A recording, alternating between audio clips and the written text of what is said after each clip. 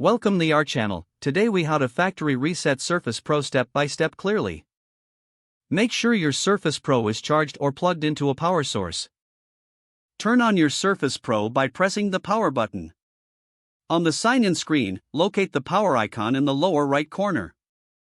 Hold down the Shift key on your keyboard while you select Restart. Your Surface will restart and load the Windows recovery environment. Once in the recovery options, choose Troubleshoot from the menu. In the Troubleshoot menu, select Reset this PC. You will see two options: Keep My Files or Remove Everything. If you want a complete factory reset, choose Remove Everything.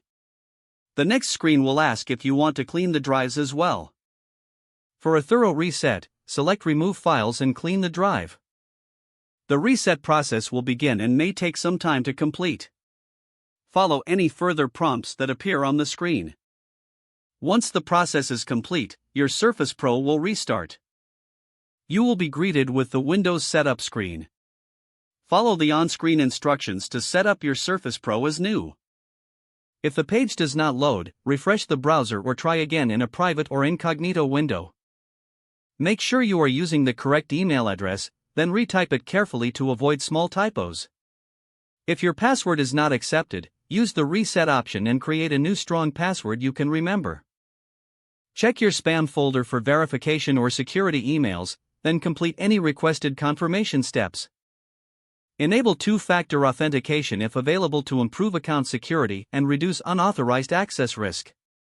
After signing in, review your profile details so your contact information and settings are accurate and current. If you see an error message, note it down and try again after restarting your device and internet connection. Log out when you finish, especially on shared devices, to keep your account and payment information secure. If the page does not load, refresh the browser or try again in a private or incognito window. Make sure you are using the correct email address, then retype it carefully to avoid small typos. If your password is not accepted, use the reset option and create a new strong password you can remember. Check your spam folder for verification or security emails, then complete any requested confirmation steps. Don't forget to like this video and subscribe to our channel for more step-by-step tech guides.